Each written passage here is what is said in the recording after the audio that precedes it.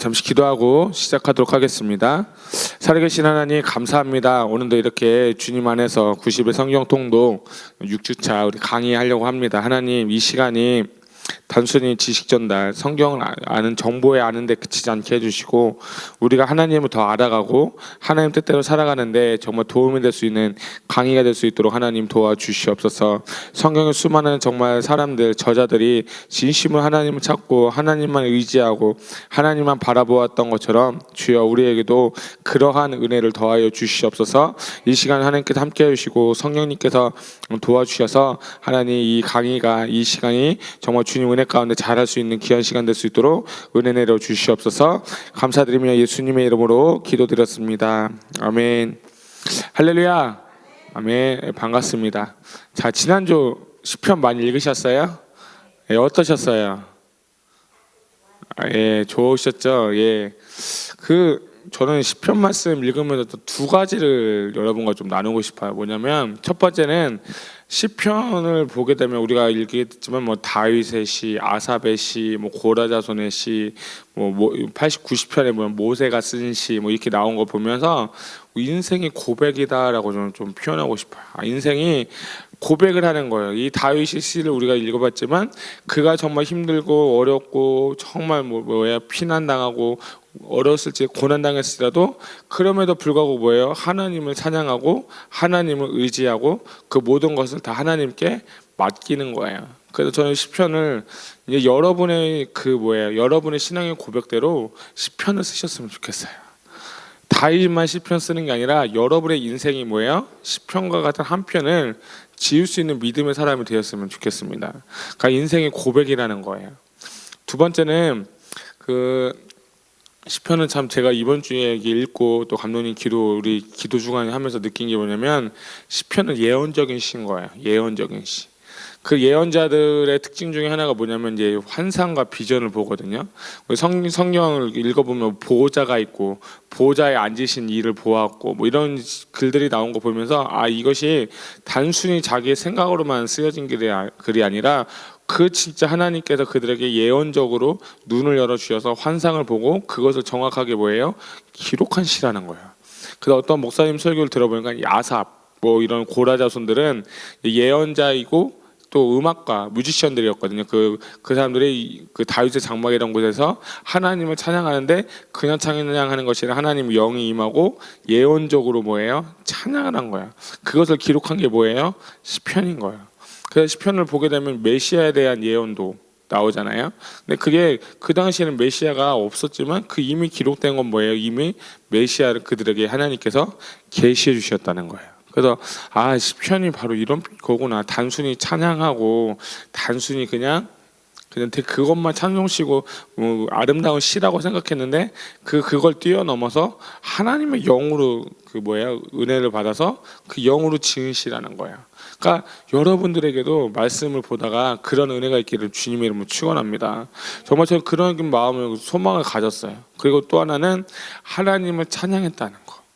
우리는 피조물이고 그분은 창조자신데 우리가 그분께 해야 될 것은 무엇입니까? 그분께 오직 예배하고 경배하고 그분을 높여드리는 것. 이것이 우리가 해야 될 마땅한 본문인 줄 믿습니다. 그래서 가장 중요한 건 시편을 통해서 하나님을 찬양하고 그 주신 말씀과 예언을 통해서 성령의 은혜로 시편을 기록되다는 거. 저는 시편이 되게 새롭게 봤어요. 정말 저는 이번 주간에 이 시편이 그냥 시편이 아니구나. 이게 정말 뛰어나고 영적이고 성령 충만한 사람들에게 지은 시구나는 것을 제가 좀 느꼈어요. 그래서 여러분도 언제 시간이 되시면 시편 한번 다시 천천히 읽어보세요. 그냥 읽어보시면서 이 고백이 나의 고백이 되었으면 좋겠고요. 그걸 통해 그들의 주셨던 영감이 나에게도 좀 영감이 있었으면 좋겠습니다. 그리고 여러분의 인생의 고백을 할 수 있는 시를 하나 써보세요. 그래서 다음 주에는 시편을 한 편씩 써와서 발표하겠습니다. 안 믿는 짓인데요. 한번 하셔야 돼요. 왜냐하면 내 고백이 필요한 거예요. 신앙생활은 저는 고백이 필요하다고 생각을 하거든요. 하나님 만난 경험들, 은혜를 받는 거 체험했던 것들을 그 확실한 체험을 가지고 쓰셔야 되는 거예요. 그래서 그것을 기록에 남고 머릿속에 기억해서 뭐예요? 내 신앙생활에 이렇게 도움이 돼야 되는 거예요. 그 일이 여러분 가운데 있기를 주님의 이름으로 축원합니다. 자, 이제 이번 주 이제 우리 한번 지리로 보는 구약 한번 보도록 할게요. 자, 창세기 이렇게 쭉 보면 이건 많이 봐서 아시겠지만 그래도 또 볼 거예요. 우르에서 하란, 그리고 이 요셉을 통해서 애굽까지 간 후에 다시 출애굽기 통해서 시내산에 가고, 시내산에서 레위기 법을 받고, 출애굽 광야 여기 이정은 60일 만에 왔습니다. 그리고 38년 정도 빙빙빙 돌아서 요단강 앞에서 신명기를 쓰시고, 모세가 마지막 고별 설교를 하고, 그리고 나서 여호수아가 가나안 정복 전쟁을 하죠. 그리고 가나안 정복 전쟁 후에 사사 시대, 왕이 없던 그 시대에 첫 번째 사사가 누구죠? 예, 운니엘. 마지막 사사가 누구죠? 사사기에 나오는 삼손. 근데 좀 더 보게 되면 누가 진짜 마지막 사사예요? 사무엘. 감사합니다. 자, 그리고 이제 그 당시에 룻기를 통해서 예수 그리스도의 족보를 우리가 좀 볼 수 있었고요. 사무엘 상하에서 사무엘, 사울, 그리고 다윗까지 이어지는 그런 내용들. 그리고 열왕기 상, 열왕기 하. 그다음에 북이스라엘이 722년에 멸망하고 남유다는 586년경에 멸망을 합니다. 그 후에 이제 다시 포로 갔다가 포로 후기에서 다시 돌아오는 거예요. 에스라하고 느헤미야를 통하고 그 당시에 있었던 에스더서 우리가 이제 보게 될 예정입니다. 그래서 이렇게 쭉 보게 되면 좋을 것 같아요. 그래서 이번 주 우리가 볼 내용은 이제 통일한국 시대하고 이제 분열한국 시대를 우리가 보게 될 건데, 그다음 마지막 이제 분열한국 시대 전 마지막 왕이 누구예요? 솔로몬이잖아요. 그러니까 솔로몬이 지었던 뭐 잔도서, 잠언, 아가서, 그리고 열왕기상이죠. 여기 열왕기상 하, 분열왕국 전까지를 우리가 좀 보게 될 건데요. 여러분이 이번 주를 보면서 진짜 뭐랄까, 우리 감독님 설교도 막 이렇게 역대하 말씀하셨지만 되게 좋은 건 뭐냐면 분열왕국 이전에 솔로몬이 우리 지난주 봤지만 범죄했잖아요. 정말 지혜가 총명했는데 우상을 섬기고 이방 여인들을 가까이 하게 되고 과도한 그 무리한 그 일을 시키게 되고, 그래서 뭐예요? 나라가 결국 갈라지게 되는 사건들. 그렇게 하면서 그 전에 이제 시편과 전도서, 잠언, 아가서를 좀 보겠습니다. 그래서 잠언, 우리 지난주에 잠언을 짧게 봤는데 우리 잠언서 한번 펴볼까요? 잠언서 1장 7절을 보겠습니다. 1장 7절. 자, 1장 7절을 보겠습니다.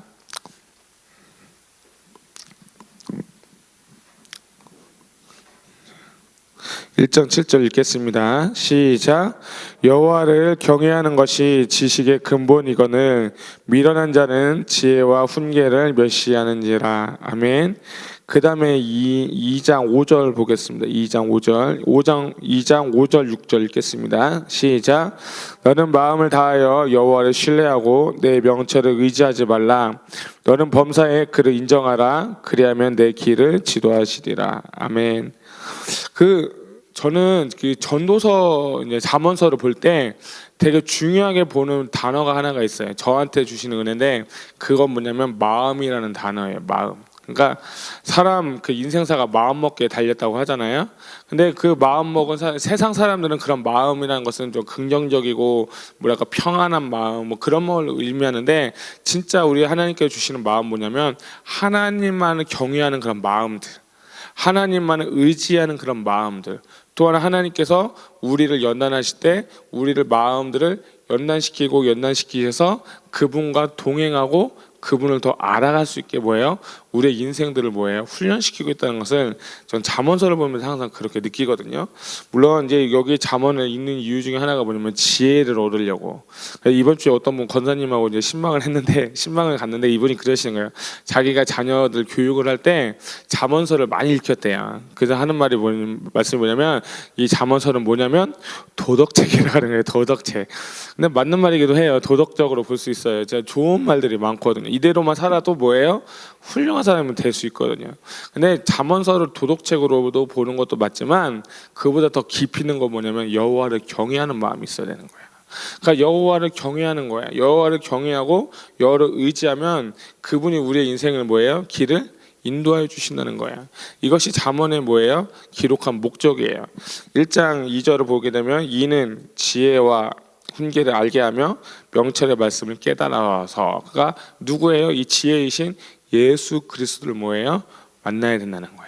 그러니까 우리가 지난주에도 잠깐 나눴지만 지혜를 인격으로 표현을 한다고 제가 말씀을 드렸어요. 이 지혜를 인격으로 표현할 때 누구예요? 그분은 바로 예수 그리스도이신 거예요. 그러니까 여러분이 우리가 성경 66권을 읽을 때 이 모든 권들을 통해서 뭐예요? 예수 그리스도를 뭐예요? 보셔야 되는 거예요. 그러니까 잠언서도 마찬가지예요. 잠언서도 엄청나게 뭐예요? 이 예수 그리스도에 대해서 얘기가 나오고 정말 중요한 말씀들이 너무 많이 나와요. 한 장만 더 볼게요. 잠언서 20장 27절.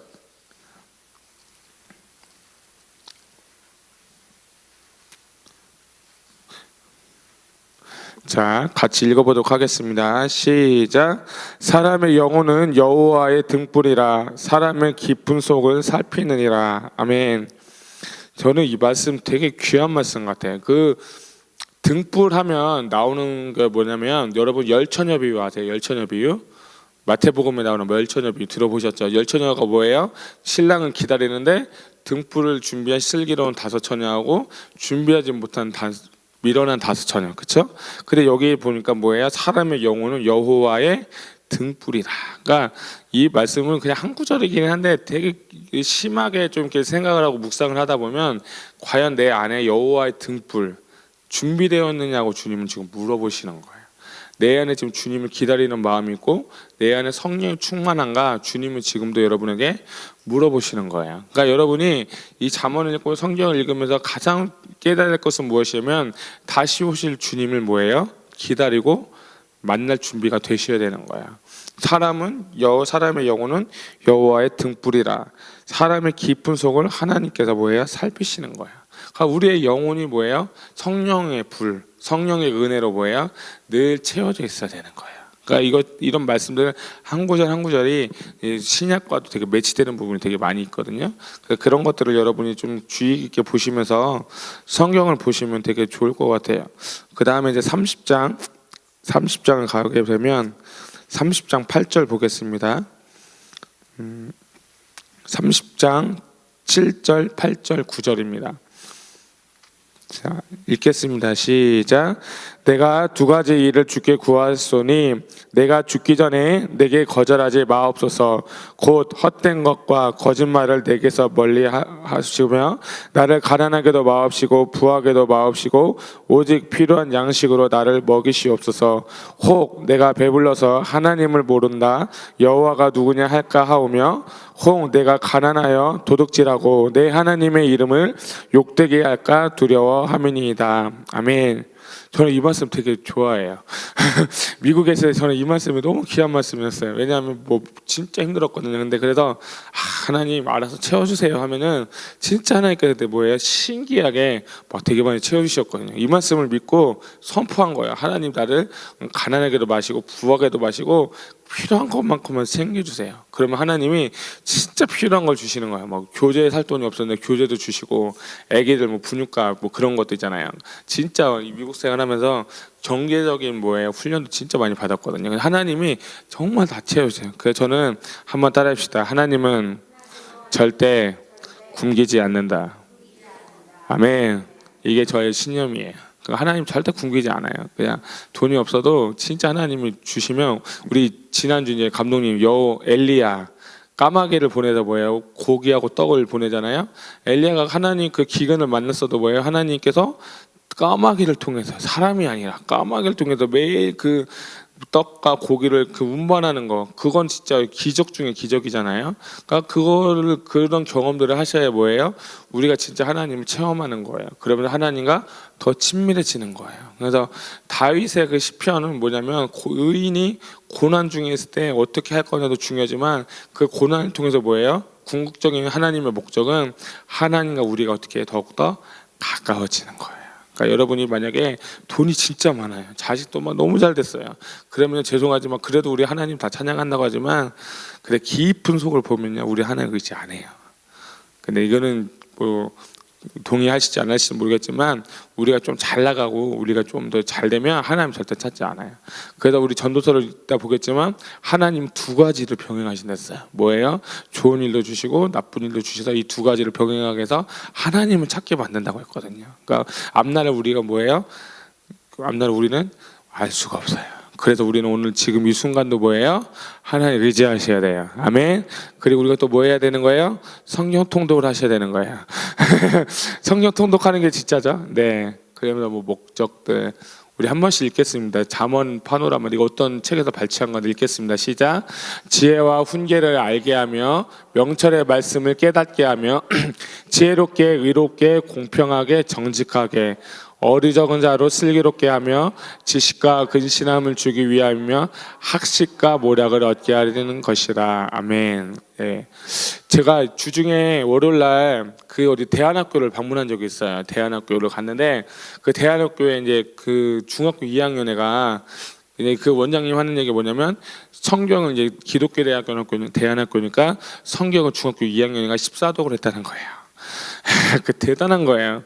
그리고 그 원장님 모토가 지금 뭐냐면 500구절을 암송시킬 거다라는 그런 계획을 갖고 계시대요. 그러니까 뭐 많이 읽었다고 해서 중요한 건 아니지만 어떤 변화가 중요하지만 그래도 어렸을 때 저는 잠언서를 읽게 하고 오늘 말씀 보면 학식과 모략을 얻게 한다. 이 말씀은 뭐예요? 하나님 말씀을 읽을 때 하나님이 전력과 지혜를 주시는 거거든요. 근데 거기를 갔는데 또 어떤 이제 광주에 있는 어떠한 그 이제 대안학교인데 거기는 기숙 대안학교예요. 근데 거기도 기독교 대안학교인데 거기 원장님이 목사님이신데 많은 애들을 데리고 뭐를 했냐면 잠언을 통째로 외우게 시켜버렸어요. 그러니까 잠언을 통째로 다 외운 거예요. 애들이. 그래서 애들이 완전히 다 깨져버렸다는 거예요. 근데 이제 그 목사님이 이제 뭘 도전했냐면 성경 66권을 다 외워버리자. 그래가지고 지금 아침 내내 아침부터 저녁까지 얘는 맨날 성경만 있는 거야. 유태인식 그 교육법이거든요. 그러니까 유태인들이 뭐 저를 교육법은 잘 모르겠지만 들었을 때 이제 매 어렸을 때는 무조건 놀고 말씀 외우게 하고 공부는 진짜 언제냐 성인이 돼서 한다는 거예요. 우리나라는 좀 반대겠죠. 우리나라는 놀면 안 되잖아요. 대학 가야 되고 뭐 해야 되니까 얘네는 그걸 완전 거꾸로 하는 게 유태인식인데 그거를 그 광주에서 적응을 시킨 거예요. 그래서 전 그게 되게 충격적이었어요 저한테. 그래서 성령 통독을 저도 이렇게 인도하면서 이제 앞으로 사기 때는 잠언을 외우게 시켜야겠다. 아니면 시편을 외우게 시켜야겠다. 뭐 진짜 그런 걸 한번 해봐야겠어요. 근데 그게 진짜 기독교인이 되는 것 같아요. 말씀 우리가 많이 읽는다고도 하지만 또 외우는 거랑은 좀 다를 수도 있어도 어쨌든 말씀을 읽고 외우고 가까이 접할 수 있다는 거. 이게 진짜 기독교인이 아닐까 하는 싶습니다. 그래서 어쨌든 저는 또 이 성경 통독하면서 하나의 비전이 생겼는데 그게 뭐냐면 좀 더 어린 아이들한테 시켜야겠다. 청년들보다 더 어린 아이들, 중고등학생들 시켜야겠다. 여러분 기도 좀 해주세요. 중고등학교 애들한테 가고 싶어요. 그러니까 학교면 학교를 가고 그 기독교 동아리면 기독교 동아리 가서 이 아이들을 성경을 읽게 시켜야 돼요. 공교육으로는 절대 변할 수가 없거든요. 그러니까 이 공교육 플러스 신앙교육 같이 가야 되거든요. 그러니까 저는 이제 이게 정말 중요하구나 하는 것을 이번 주에 깨달았어요. 그래서 여러분들도 자녀들이 있으면 꼭 잠언을 읽히세요. 그리고 잠언을 외우게 만드세요. 그럼 그 아이들이 그 하나님 지혜를 깨고 지혜가 주면 공부하지 말라도 이미 잘하게 될 거예요. 저는 그 14독한 애가 공부를 잘하는지 못하는지 잘 모르겠지만 저는 그 인생에서 절대 걔는 하나님 배반하지 않을 것 같아요. 우리 아무리 공부를 잘하고 좋은 대학 가도 다 애들이 떠나는 지금 추세잖아요. 근데 이제 어렸을 때부터 신앙교육을 그렇게 똑바로 시키면 얘는 따라라고 해도 안 떠날 것 같아요. 하나님 만난다고 가정하에 그런 일이 여러분 자녀과 되기를 주님의 이름으로 축원합니다. 자, 그다음에 마음의 중요성 아까 말씀한 것처럼 4장 23절만 읽겠습니다. 시작. 모든 지킬 만한 것 중에 더욱 내 마음을 지키라. 생명의 근원이 이에서 남이니라. 아멘.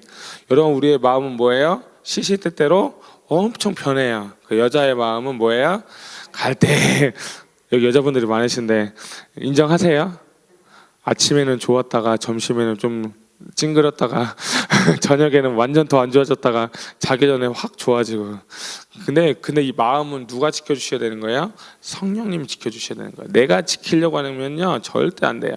그러니까 아까 제가 말씀드린 것처럼 저는 잠언 읽을 때 마음이라는 단어를 되게 동그라미 치면서 보는데 어쨌든 하나님께 우리의 마음을 단련시키는 거예요. 고난이 됐던 기쁜 일이 됐던 어떤 좋은 일, 슬픈 일 통해 우리가 뭐예요? 한 가지의 마음, 하나님을 향한 마음, 이것이 흔들리지 마셔야 돼요. 아멘. 자, 마음, 아까 마음 있고요. 그 다음에 이제 또 중요한 건 뭐예요? 말인데 18장 21절 읽겠습니다. 시작. 죽고 사는 것이 혀의 힘에 달렸나니 혀를 쓰기 좋아하는 자는 혀의 열매를 맺으리라. 아멘. 혀, 말하는 거. 그러니까 교회에서 여러분 다 중직 들으신 것 같은데 교회에서 왜 그래요? 다 말 한마디 때문에 뭐예요? 상처받고 말 한마디 때문에 뭐예요? 안 좋아서 뭐예요? 교회에 막 분란이 일어나고 싸움이 되게 많은 것 같아요. 특히 큰 교회면 큰 교회일수록. 근데 이 말만 뭐예요? 이 말씀만 딱 외우고 이 말씀만 딱 지키기만 해도 뭐예요? 절대로 싸울 일이 없어요. 그러니까 교회 와서 좋은 말, 덕스러운 말, 사랑스러운 말, 위해주는 말, 그런 말을 해야 되는데 말을 쓰기를 좋아하는 자들은요 절대 안 된다고 하는 거예요. 여러분 성경 읽으시면서 내가 말이 너무 많다 그러면 말도 여러분 좀 줄이셔야 돼요. 영성 훈련 중에 제가 신학교 다닐 때 그때 한 개 있는데 뭐냐면 그 챕터가 뭐냐면 침묵이라는 챕터가 있어요. 침묵. 그 3시간 동안 아무것도 안 하고 그냥 침묵하는 거예요. 처음에는 엄청 뭐예요? 답답해요. 말도 해야 되고 막 근데 시간이 지나면 지날수록 그게 침묵이 생기면서 점점 내가 시선이 하나님 앞에 가는 거예요. 여러분 한번 침묵해 보세요. 집에서 한번 해보세요. 그 침묵의 목적이 뭐냐면 첫째는 말의 침묵이 있지만 두 번째는 생각을 침묵시키는 거예요. 그러니까 돈 떼먹은 거, 사업, 자식 뭐 그런 거 맨날 생각하잖아요. 근데 그런 거를 점점 시간을 생각을 줄이고 그거에 대한 침묵을 하시면서 하나님을 생각하는 거예요. 무엇을 통해서? 말씀을 통해서. 그러면 내 생각이 점점 어두웠던 마음들, 힘들었던 마음들이 뭐예요? 점점 은혜로 바뀌게 되고 긍정적으로 바뀌게 되거든요. 아멘. 그러니까 침묵도 한번 해보세요. 영성훈련 전 개인적으로 한번 해보고 싶은데 하여튼 여러분 침묵도 중요합니다. 그 다음에 이제 우리가 이제 또 전도서를 읽을 텐데요. 전도서는 이제 총 4파트로 나뉘었죠. 경험을 통한 탐색, 실천적 도덕을 위한 탐색, 뭐 일반적 관찰을 통한 탐색, 반성과 결론. 전도서를 이렇게 보게 되면 이게 뭐예요? 우리가 읽어봐서 알겠지만 뭐예요? 허무하다는 거예요. 인생은 뭐예요? 허무하다는 거예요. 근데 이것을 진짜 그냥 세상 사람들이 읽게 되면 허무주의에 빠져요. 이해 가세요? 세상은 어차피 허무한 거예요. 그러니까 우리는 이제 태어났지만 결국엔 끝이 있는 거예요. 그 시간은 언제 갈지 모르겠지만 어쨌든 끝이 있는데 그래서 뭐예요? 모든 것이 헛되고 했더니 다 헛되다라고 하면 뭐예요? 전도서 기자가 얘기를 하는 거예요. 근데 그 헛된 인생 가운데 공허한 인생 가운데 너희가 누굴 만나야 되냐? 뭐예요? 창조주를 만나라는 거예요. 창조주. 그러니까 우리 인생 가운데 이 창조주를 만나는 것이 뭐예요? 이 솔로몬이 깨달은 마지막의 비결이고 결론인 거예요. 우리 한번 읽어보도록 하겠습니다. 우리 전도서 12장 1절부터 2절까지 읽겠습니다. 읽겠습니다. 시작. 너는 청년의 때에 너의 창조주를 기억하라. 곧 공고한 날이 이르기 전에 나는 아무 낙이 없다고 할 해들이 가깝기 전에 해와 빛과 달과 별들이 어둡기 전에 비 뒤에 구름이 다시 일어나기 전에 그리하라. 아멘. 그러니까 이분이 깨달은 게 뭐냐면 너희 청년의 때, 그래서 여러분이 나는 지금 50대니까 청년이 아니야, 그게 아니에요. 여러분 신앙의 연수를 한번 생각해 보는 거예요. 그리고 내가 하나님 앞에 갈 때까지가 뭐야? 우리 인생의 청춘이라는 거예요. 청년의 때라는 거야. 근데 그 청년의 때에 창조주를 기억하는데 곧 공고한 날이 이르기 전에 나는 아무 낙이 없다고 할 해들이 가깝기 전에, 그 다음에 해와 빛과 달과 별이 어둡기 전에 등등등 하면서 마지막으로 이 전도서가 하는 얘기가 뭐예요? 마지막 때가 반드시 온다는 거예요. 마지막 때가 반드시 오는데 그때 너의 인생 가운데 누굴 만나야 된다는 거예요? 창조주를 만나야 된다는 거예요. 아무리 내 인생 가운데 허무하고 아무리 내 인생 가운데 낙이 없고 힘들고 패배한 것 같고 좌절할지라도 너희가 누구 하나만 만나면 된다는 거예요? 창조주 한 분을 만나라는 거예요. 그러면 너의 인생이 뭐예요? 복될 거라는 거예요. 여러분, 여러분들이 나이가 다 많으시겠지만 아무리 내가 잘하고 좋아도 하나님 없는 인생, 하나님 알지 못하는 인생, 하나님 만나지 못하는 인생은 어떤 인생이에요? 복된 인생이 아닌 거예요. 정말 그릇된 길이 가게 되는 거예요. 우리가 신앙생활 하면서 가장 중요한 건 뭐예요? 천국에 들어가기 위해 아닙니까? 아멘. 천국에 들어가는 게 목적은 아니지만 어쨌든 우리가 구원받아서 하늘나라에 뭐예요? 반드시 가셔야 돼요. 동의하시면 아멘. 그래서 전도서를 보면서 이렇게 허무하고 좀 힘들어 보여도 결국에는 결론은 뭐예요? 하나님을 의지하고 그분을 만나라는 거예요. 그런 여러분 되시길 바랍니다. 그래서 뭐 이 전도서는 장막절일 때 읽는 책이에요. 장막절은 이제 가을 절기에 시작되는 그 초막절이라고 하는데요. 그 절기에 이스라엘 백성들이 이 전도서를 계속 읽어요. 절기에 맞춰서. 그러면 마름 헛되면 궁극의 이유는 뭐냐? 12장 권면하는 거 우리가 아까 말씀드린 것처럼 하나님을 만나야 된다는 거. 창조주를 기억하라라는 것을 꼭 아셨으면 좋겠습니다. 그다음에 뭐 모든 것이 헛되다고 하면서 뭐 냉소, 슬픔, 실망, 뭐 혐오, 공허, 불만족, 우울증, 공포, 재난, 좌절, 절망. 근데 이런 모든 것들이 뭐예요? 다시 바뀌어가지고 하나님을 경외함으로 내 인생 가운데 그분 만나서 만족함을 갖고 살아나는 것이 마지막 결론, 전도서의 결론인 것입니다. 아멘. 자, 그다음에 아가서 보겠습니다. 아가서. 자, 우리 아가서의 특징은 뭐 몇 가지로 보게 되면. 아가서는 6월절에 읽는 책이에요. 6월절 아시죠? 6월절 출애굽기에 나왔던 그 지금이 6월절이에요. 4월 22일. 오늘은 며칠이죠? 22일 맞나요? 24일이죠? 4월 22일이 6월절이고 그 다음 23일부터 무교절이 시작되거든요. 그러니까 이스라엘 백성들은 지금 6월절을 지키고 있어요. 그리고 무교절을 지키고 있는데 그때 무슨 책을 읽고 있어요? 아가서를 읽고 있는 거예요. 자, 그 다음에 이제 여기 한번 같이 제가 읽어드릴게요. 아가서는 하나님이라는 단어는 한 번도 등장하지 않습니다. 그러나 하나님 사랑을 도처에서 상징하고 있습니다. 두 명의 사람이 두 주인공이 나오잖아요. 술람미 여인하고 솔로몬 왕. 술람미 여인이 뭐예요? 어떤 사람이에요? 네가 거무나 그래도 뭐예요? 하나님은 내가 보기 뭐예요? 아름답다고 하는 거예요. 그러니까 왜 우리는 죄로 인해서 뭐예요? 엄청 시커먼 사람이에요. 죄로 인해서 엄청나게 뭐예요? 하나님과 가까워질 수 없고 사랑할 수도 없는 존재예요. 그런데 그리고 술람미 여인은 이방 여인이에요. 이방 여인이 그 당시 이스라엘 왕 솔로몬 왕과 사랑 이야기를 적었다는 것은 예수 그리스도의 사랑을 뭐예요? 이 아가서를 통해서 뭐예요? 나타나고 있다는 거예요. 그래서 여기 보면 아가서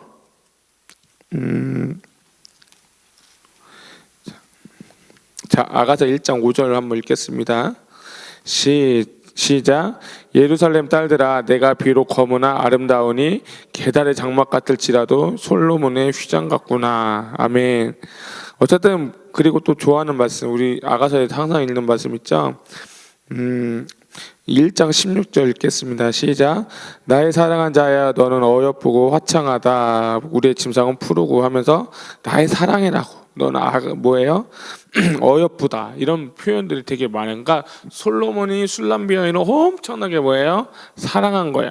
그러면서 2장, 3장, 4장, 5장 이렇게 쭉 가면서 8장까지 가게 되면 솔로몬과 여기 술람미 여인이 멀어지기도 하고 또 어떤 방해에 의해서도 찾을 수가 없는데 그럼에도 불구하고 1장부터 8장까지 우리가 볼 때 예수님과 우리의 사랑에 있어서 그 단계들 그리고 그런 과정들에 대해서 이 아가서에는 뭐예요? 기록되어 있다는 거예요. 그러니까 미국에 있을 때 이제 그게 뭐냐면 이제 따라합시다. 신부의 영성. 예, 신부가 뭐 하는 사람이에요? 신랑과 신부할 때 신부 아시겠죠? 신부의 영성이 이제 미국에 있을 때 되게 많이 이렇게 쓰여졌었어요. 그래서 막 어떤 교회랄까 신부의 영성으로 하나님과 가까워지는 그 표어가 어떤 그 교회가 있었어요. 그러니까 이 신부의 영성이라는 게 되게 중요한데 그때 많이 풀어졌던 말씀이 뭐냐면 아가서 말씀이에요. 그래서 아가서 말씀을 읽어도 뭐 이상하고 뭐 좀 별거 같지 않은데 신부의 영성이 되게 풀어지는 거예요. 그래서 우리가 예수님을 신랑으로 모시고 그분과 뭐하자? 사랑하자는 거예요. 그러니까 사랑은요 친밀감으로부터 시작이 되고 관계로부터 시작이 되는데 내가 뭐예요? 술람미 여인이라고 한번 생각을 해보는 거예요. 검고 계달의 장막 같을지라도 그분은 나를 사랑하신다. 아멘. 여러분을 사랑하신다는 거야. 죄로 인해서 허물로 인해서 정말 죽을 수밖에 없었던 나를 주님이 사랑하시고 또 우리가 그분과 함께 교제를 나눈 거예요. 그래서 이 아가서 말씀 읽으면 입맞춤이라는 단어가 나와요. 한번 읽어보시면 나올 텐데 그 입맞춤이 뭐냐면 하나님 말씀이 그한테 임하는 거거든요. 그걸 상징하거든요. 그러니까 여러분이 신앙생활 제일 처음 할 때 하나님 만났을 때가 어떤 시대예요? 하나님의 말씀이 내 마음 가운데 들릴 때 여러분이 신앙생활이 시작이 되는 거거든요. 그러니까 여러분이 성경 통독하는 게 이게 되게 중요한 거예요. 왜냐하면 하나님과의 사랑이 나와 주님과의 사랑이 점점 증가되고 있다는 거예요. 아멘. 말씀을 알면 알수록 하나님을 알면 알수록 성경을 읽으면 읽을수록 우리와 하나님과 주님과의 사랑은 더욱더 깊어지고 친밀해지시고 그분과 하나 되셔야 돼요. 동의하시면 아멘. 이 아가서고요. 그 다음에 이제 또 하나 중요한 건 유대인들이 성경을 읽을 때 우리 옛날에 2주차 때 성막에 대해서 말씀드렸죠. 성전뜰, 그 다음에 성소 다음에 또 어리를 들어가지고 휘장을 지나서 지성소, 이 세 가지로 보잖아요. 성막, 뜰, 성소, 지성소. 그 유대인들이 표현한 게 뭐냐면 전도서, 잠언, 아가서를 표현할 때 이 뜰, 마당뜰은 잠언을 의미한다고 하고 성소는 전도서하고 그럼 지성소는 뭐예요? 아가서입니다. 이해 가시겠어요? 이해 가시죠? 그러니까 점령 이 책의 그 주님과의 그 교제와 그 영적인 깊이가 더욱더 들어가는 책이에요. 그러니까 아가서는 어떤 분 그러시더라고요. 아무렇게 이렇게 읽는 게 아니라 성령님이 해서 풀어주셔야 된다고 막 그런 말을 하더라고요. 이해가 안 가거든요. 뭐 이상한 말 같기도 하고 전혀 도움도 안 되는 것 같기도 하고 한 절 한 절이 정말 의미가 많이 있거든요. 그래서 여러분이 아가서를 많이 읽으시고 또 전도서도 많이 읽으시고 잠언을 읽으셔서 주님과의 그 관계가 더욱더 친밀해지시기를 주님 이름으로 축원합니다. 그래서 이번 주의 주제는 뭐예요? 친밀함이에요. 친밀함. 여러분이 정말 전도서나 이걸 통해서 친밀해지시기를 바랍니다. 자, 그 다음에 이제 역대하.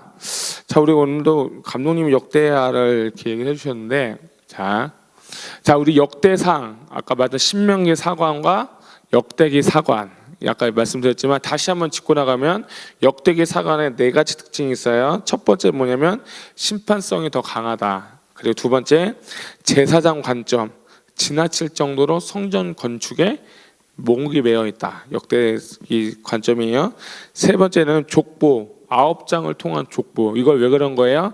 에스라가 다시 와서 제2성전 수룹바벨 성전 지을 때 이들에게 정통성과 그 고향에 있는 그 하나님을 기억하고 조상들을 기억하기 위해서 역대기를 통해서 족보를 쓴 거예요. 그러니까 그 당시에 정통성을 위해서 족보를 썼다. 그 다음 네 번째는 오직 남유다만 위해서 썼다. 남유다의 좋은 점들만 쓴 것이 역대기 하라는 거예요. 그래서 아까 솔로몬, 다윗, 그 외에 여호사밧 왕 쭉쭉쭉 나오지만 어쨌든 여러분들이 이제 뭘 하는 분열왕국 시대에는 이제 왕들을 잘 기억하셔야 돼요. 그러니까 북이스라엘 왕들도 아셔야 되고 남유다의 그 왕들도 아셔야 되고 거기에 플러스 그 당시에 지역에서 그 사역하였던 선지자들까지도 여러분 같이 매칭을 하셔야 돼요. 그러니까 이사야가 어디서 사역했는지 아시세요? 남유다, 그렇죠? 그 우시아가 죽던 해에 하면서 이렇게 그 이사야가 기록된 거예요. 호세아나 아모스는 이 북이스라엘에서 활동하는 선지자고, 이건 다음 주에 얘기를 하겠지만요. 이제부터 중요한 건 뭐냐면 북이스라엘과 남유다의 그 포로가 되기 전까지 활동했던 선지자들 그리고 왕들. 그러니까 이게 이해가 안 가니까 그냥 덮어버리는 거거든요. 제가 이 표 드렸잖아요. 이 표를 드린 거를 여러분이 혹시 성경을 읽을 때 펴놓고 같이 보세요. 아, 지금 어떤 왕이 나왔구나, 여로보암이 나왔구나, 오늘 아합이 나왔구나, 예후 왕이 나왔구나, 이렇게 하시면서 표를 이렇게 가져 보시고, 이거는 2기 때 안 드렸어요. 이거 찾다 보니까 어디 보니까 되게 정리를 너무 잘 해놓은 것 같아요.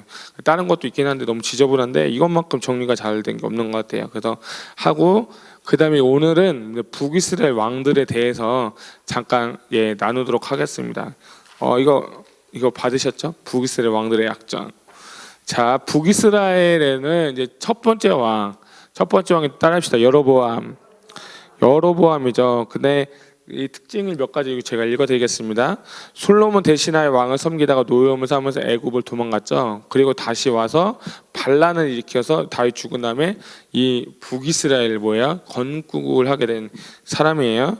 그다음에 세겜에서 10지파의 반란을 주도하고 거짓 종교를 하게 되고, 그다음에 6번에 보면 하나님으로부터 재앙을 입어서 사망하였다. 그러니까 여로보암이 하나님 뜻대로 이 왕국을 세운 것이 아니고, 또 세운 후에도 하나님을 섬기는 게 아니라 자기의 뜻대로 살았다는 거예요. 그래서 여러분이 성경을 볼 때 여로보암의 죄로 말미암아 죽었더라, 그의 길을 따랐더라라는 말이 되게 많이 나올 거예요. 그게 뭐예요? 여로보암의 그 죄들에 대해서 얘기를 하고 하나님을 멀리한 사람들이에요. 그 다음에 나답, 따릅시다. 나답.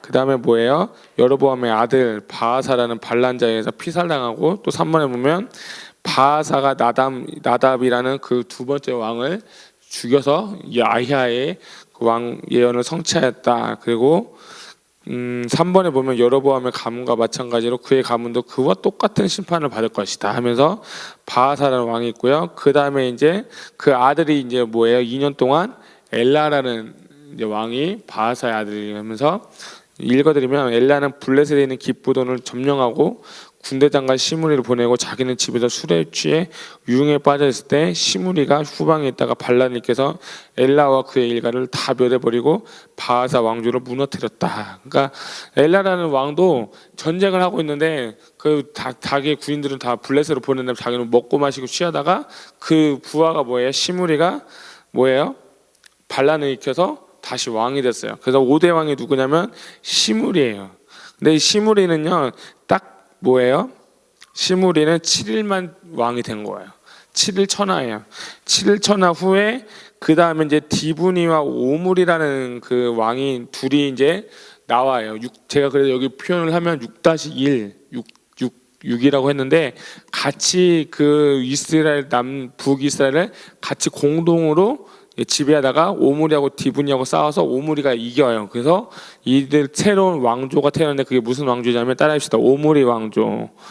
오므리 왕조. 이때부터 너무 안 좋은 일이에요. 그 6년간 반복하다가 이제 오므리가 승리하고, 그다음에 이 사람이 한 게 뭐냐면 사마리아로 북왕국 수도를 옮겼다. 첫 번째. 그리고 가장 왕 중에 막강했고 아들 아합을 이세벨과 결혼하도록 했다. 그러니까 오므리 왕조에서 또 나온 아들이 아합. 여러분 아합은 되게 많이 들어보셨을 거예요. 여러분 아합이라는 시대에 활동했던 선지자가 누구예요? 엘리야. 그쵸? 엘리야가 나와서 기근을 선포하고 있다 보겠지만, 하여튼 바알 숭배가 가장 큰 기근을 초래했고, 수리아가는 군을 격파했고, 여호사밧 왕을 꼬드겨서 타협을 했어요. 여호사밧 왕은 되게 남유다의 선한 왕인데 아합 왕과 정력 결혼을 해가지고 같이 결혼을 하면서 군사 동맹을 맺게 됐고, 여인을 잘 죽을 것이다 일시적으로 회개했지만 결국에는 수리와의 전투에서 전사해서 되게 비참한 그런 죽음을 맞이한 사람이 누구예요? 아합 왕이에요. 아합 왕의 나봇 사건, 포도원을 뺏은 거, 그것도 아마 읽으실 텐데 한번 알아두시면 좋을 것 같아요. 그 다음에 아하시아. 아하시아는 42세에 1년 동안 이렇게 다스렸지만 죽었는데 아합과 이세벨의 맏아들이었고, 그 다음에 쭉 내려오면 4번에 보면 아하시아가 치유를 위하여 이방신 바알세불에게 돌아섰어요. 그래서 엘리야로부터 비난을 받자 그를 체포하려고 했지만 결국엔 이 아하시아도 죽게 되겠죠.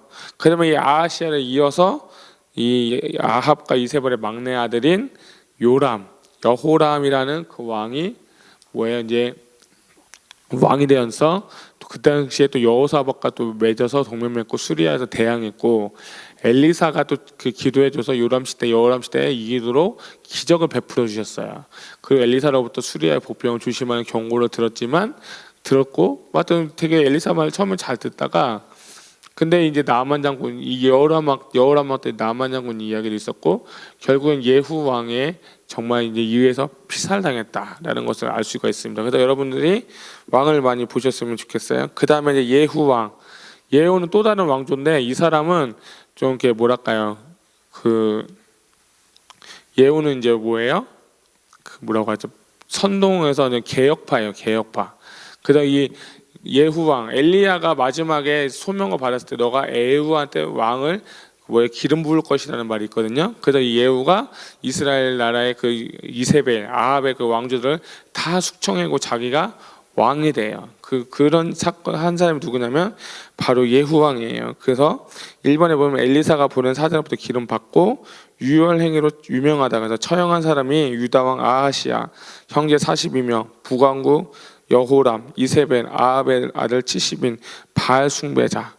그 예후를 보면 이 사람이 종교적으로 사회적으로 쿠데타를 일으켜서 하나님의 뜻대로 좀 살았으면 좋겠는데 그도 예후도 하나님과 멀어진 삶을 살았다는 거예요. 그러니까 오므리 왕조, 아합, 이세벨 그 사람들 다 숙청했음에도 불구하고 그럼에도 불구하고 하나님과 멀어진 삶을 사는 사람이 누구예요? 예후 왕이다라는 것을 볼 수 있었으면 좋겠습니다. 그 다음에 여호아하스는 이제 첫 3년은 예후와 함께 통치했고요. 그 다음에 수리아 군에게서 거의 전멸했고 자신의 죄에 대해서 짧은 기간 후 후회했으나 진정한 회개는 하지 않았다. 이렇게 볼 수가 있습니다. 그 다음에 요아스는 병성에 누운 엘리야사를 찾아갔다. 그다음에 전장에서 아마샤를 패배시키고 아마샤의 오만한 요구를 조롱하기 위한 구약 성서를 우화로 말하면서 이상하게 성경을 빗고자 그 다음에 예루살렘을 약탈하고 많은 인질과 재물을 가져갔다. 그렇게 하시면 되겠고요. 13번은 여로보암 2세. 여로보암 2세는 뭐냐면 되게 특징이 뭐냐면 이 북왕국에서 가장 통치 기간이 길어요. 그래서 41년이라는 거예요. 그러니까 여로보암이 첫 번째 왕이고 여로보암 2세예요. 그래서 다른 사람이에요. 아들은 아니고요. 헷갈리시면 안 돼요. 그 다음에 이제 이스라엘이 상실한 영토 중에 가장 많은 그 부분들을 회복했고 이 시대에 이제 활동했던 선지자가 요나, 아모스, 호세야. 그래서 요나, 아모스, 호세야를 읽을 때 여로보암이 왕이 나왔다 표시가 나오면 이 사람은 여로보암 2세구나 하는 것을 보시면서 같이 비교해서 보시면 도움이 될 것 같습니다. 그래서 뭐 스가랴도 있고요. 살룸, 무나헴, 부가니야, 베가도 보면 18왕조에 보면 약 20년간 왕으로 있었고요. 752년에서 740년 동안 무나헴이라는 왕과 공동으로 같이 섭정 기간을 했었고요.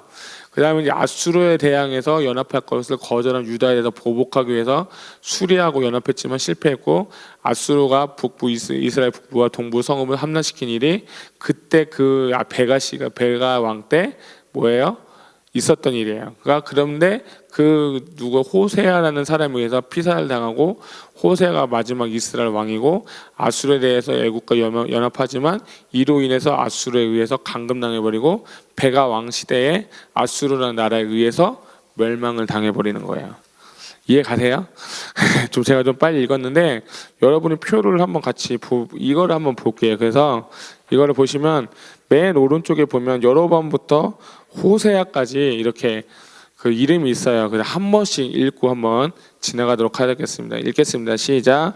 여로보암, 나답, 바하사, 엘라, 시므리, 오므리, 아합, 아하시야, 요람, 예후, 여호아하스, 요아스, 여로보암 2세, 스가랴, 살룸, 무나헴, 부가히야, 베가, 호세야. 그래서 여러분이 좀 주목해 볼 왕 중에 하나는 뭐예요? 첫 번째 왕인 여로보암, 그리고 시므리, 오므리 왕조, 그로 인해서 누가 태어났어요? 아합 왕이 태어났고 쭉 내려보면 여로보암 2세, 이때는 가장 부강했던 정치를 했던 사람이고 또 쭉쭉 내려와서 호세아가 마지막 왕이었다라는 것을 볼 수 있습니다. 그래서 대부분의 중요한 왕들을 여러분이 보는데 진짜 중요한 건 뭐냐면 이 북이스라엘 19명의 왕이 있었는데 다 하나같이 악하다.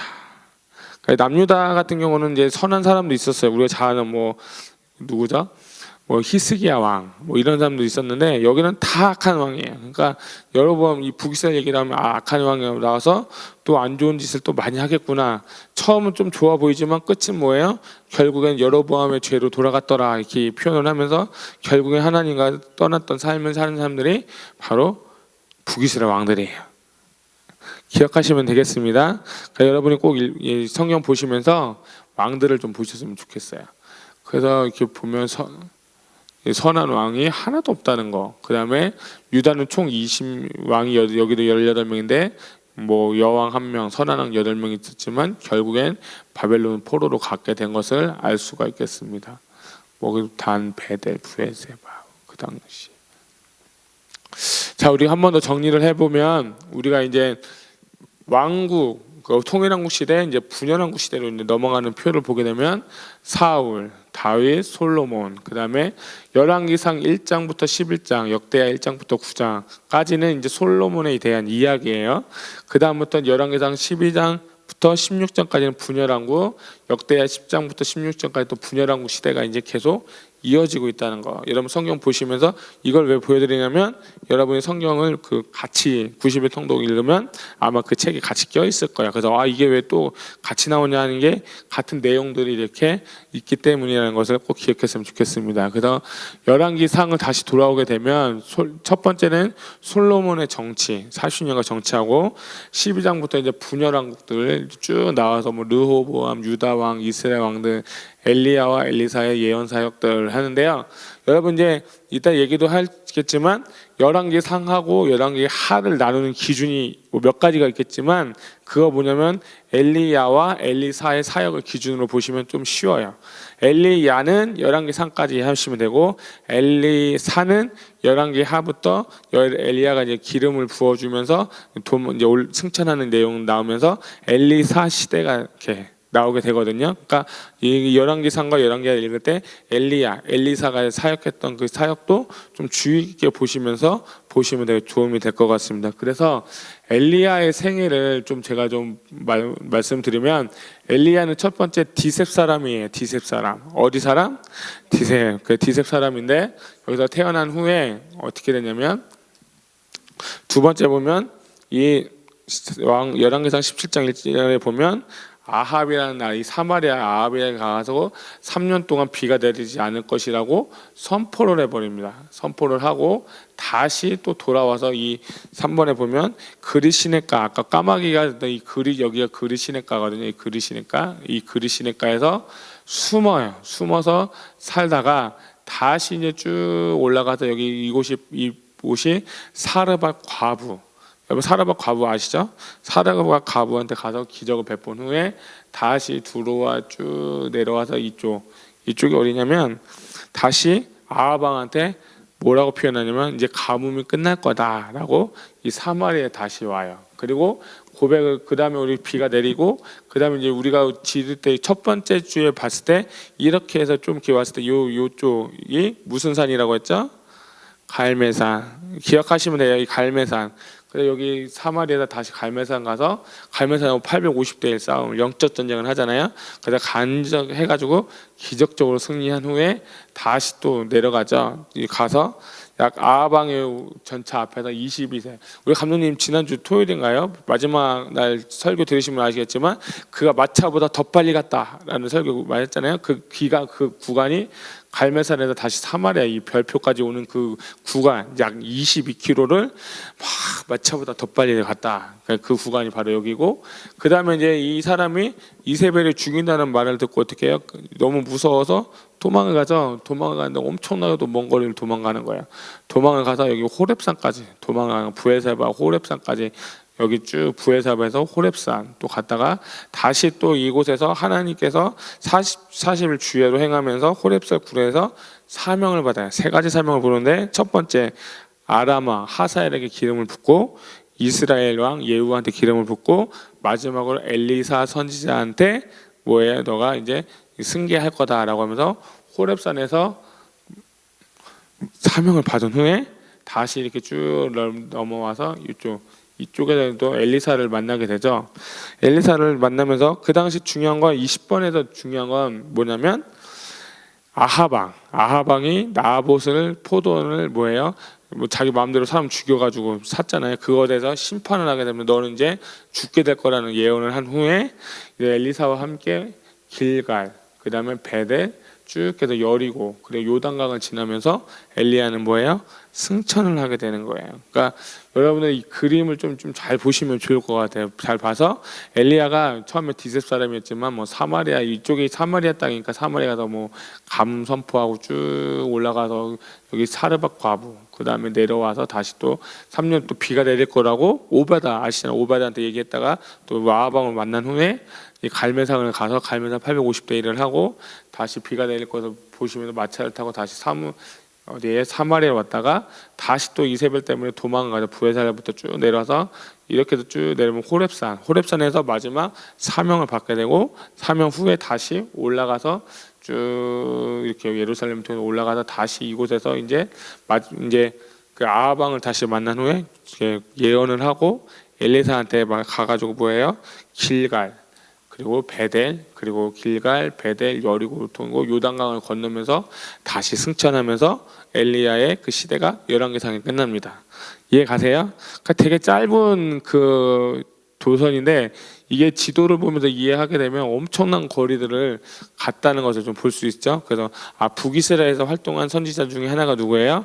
엘리야. 그럼 엘리야 다음에 이제 누가 나올까요? 엘리사가 나오겠죠. 근데 보겠습니다. 그다음에 뭐 왕국 분열 이유는 뭐예요? 반목이다. 이방인 안에 신당 허락했다. 종교 혼합주의, 과중한 세금. 그다음에 여로보암이 북이스라엘 만들고 여로보암의 잘못은 뭐예요? 잘했지만 금송아지가 뭐예요? 우상이잖아요. 우상을 섬기고 그런 거 있죠. 요한복음에 보면 그 사마리아 여인이 와서 수가성 예수님 만나서 말이 꼬여서 죄송해요. 예수님을 만나서 뭐예요?